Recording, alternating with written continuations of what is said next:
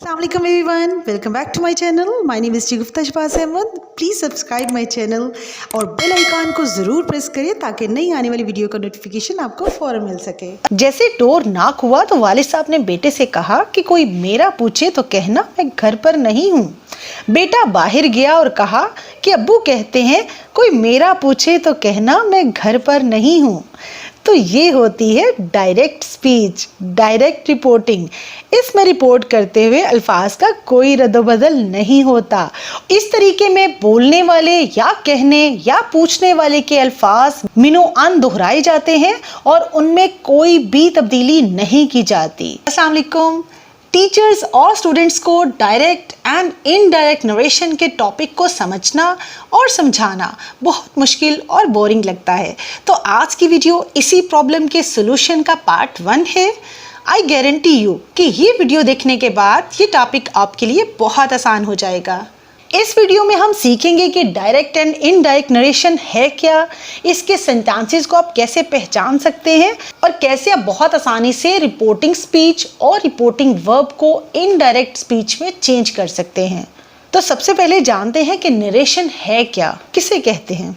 Narration is the act of reporting the words of speaker, यानी किसी के बोले गए कहे गए अल्फाज को बयान करने बताने के अमल को नरेशन कहा जाता है। और इसके 2 तरीके हैं, एक डायरेक्ट और दूसरा इनडायरेक्ट।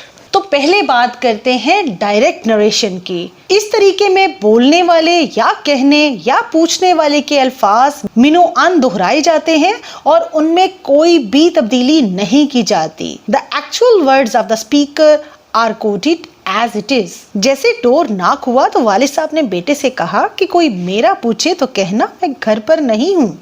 बेटा बाहर गया और कहा कि अब्बू कहते हैं कोई मेरा पूछे तो कहना मैं घर पर नहीं हूँ। तो ये होती है डायरेक्ट स्पीच, डायरेक्ट रिपोर्टिंग।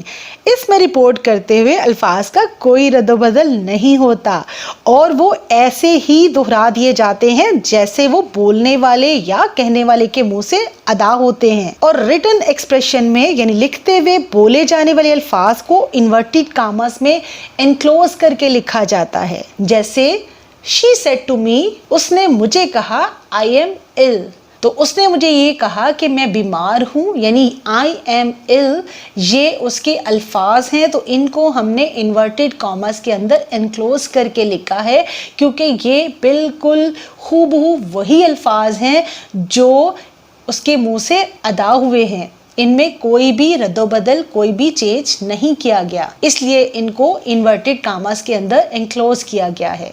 और यही डायरेक्ट स्पीच की पहचान है कि इसमें जुमले के 2 हिस्से होंगे और दोनों हिस्सों को एक कामा के साथ अलहदा किया गया होगा और बोले जाने वाले अल्फाज इन्वर्टेड कामास में एनक्लोज्ड होंगे, यानी उनके शुरू और आखिर में 2-2 कामास होंगे। स्टूडेंट्स, डायरेक्ट इनडायरेक्ट नरेशन में 3 टर्म्स का जानना आपके लिए बहुत ज़रूरी है। जुमले का वो हिस्सा जिसमें कोई रिपोर्ट कर रहा होता है कि उसने कहा, मैंने पूछा, वो कहती है, तुम कहते हो, she said, they say, he said to me, you say to him. Sentence के इस पार्ट को रिपोर्टिंग स्पीच कहते हैं। जैसे शी सेड टू मी, तो जुमले के इस हिस्से को रिपोर्टिंग स्पीच कहते हैं, यानी जिसमें कोई बंदा रिपोर्ट कर रहा होता है उसके बारे में बताया जाता है कि किसने किससे कहा, उसने मुझे कहा, वो मुझे कहती है, मैंने उससे कहा, वो हमसे कहते हैं या उन्होंने हमसे कहा।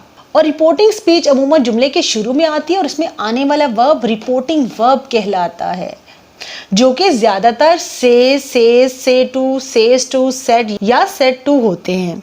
सेंटेंस का वो हिस्सा जिसमें रिपोर्ट की गई बात बताई जाती है इसे रिपोर्टेड स्पीच कहते हैं, यानी जो बात रिपोर्ट की गई होती है उसको रिपोर्टेड स्पीच कहते हैं। और ये आम तौर पर जुमले के दूसरे हिस्से में होती है और इसके गिर्द इन्वर्टेड कामास होते हैं, यानी इन्वर्टेड कामास के अंदर जो हिस्सा इनक्लोज होता है वो रिपोर्टेड स्पीच कहलाता है। तो ये 3 terms reporting speech, reporting verb और रिपोर्टेड स्पीच आपने याद रखनी है। स्टूडेंट्स, आप जानते हैं कि किस तरह आप बहुत आसानी से रिपोर्टिंग स्पीच और रिपोर्टिंग वर्ब को डायरेक्ट स्पीच से इनडायरेक्ट स्पीच में चेंज कर सकते हैं। तो सबसे पहले हम रिपोर्टिंग वर्ब्स की बात करते हैं। अगर रिपोर्टिंग स्पीच के अंदर रिपोर्टिंग वर्ब से या सेज है तो उसमें कोई चेंज नहीं होगा, वो ऐसे ही रहेंगे से और सेज। लेकिन अगर इसके साथ टू आ रहा है, जैसे you say to him, she says to him, तो ये चेंज हो जाएंगे टेल और टेल्स में। और अगर रिपोर्टिंग वर्ब सेड है तो इसमें भी कोई चेंज नहीं होगा, इसको भी हम एज इट इज लिख देंगे। लेकिन अगर सेड के साथ टू आ रहा है तो ये चेंज हो जाएगा टोल्ड में। तो इसका मतलब ये हुआ कि टू जो है वो बहुत इंपॉर्टेंट है।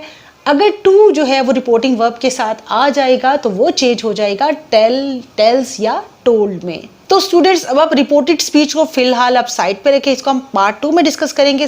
तो वीवर्स, कुछ एग्जाम्पल्स की मदद से अब हम सीखते हैं कि हम किस तरह रिपोर्टिंग स्पीच को और रिपोर्टिंग वर्ब को डायरेक्ट स्पीच से इनडायरेक्ट स्पीच में चेंज कर सकते हैं। जैसे अगर डायरेक्ट स्पीच में रिपोर्टिंग स्पीच है शी सेज, तो जैसे मैंने आपको बताया कि डायरेक्ट स्पीच के सेंटेंस में दो हिस्से होते हैं, एक रिपोर्टिंग स्पीच होती है और एक रिपोर्टेड स्पीच होती है। तो इन तमाम सेंटेंसेस में रिपोर्टेड स्पीच की जगह मैंने ब्लैंक छोड़ दी है।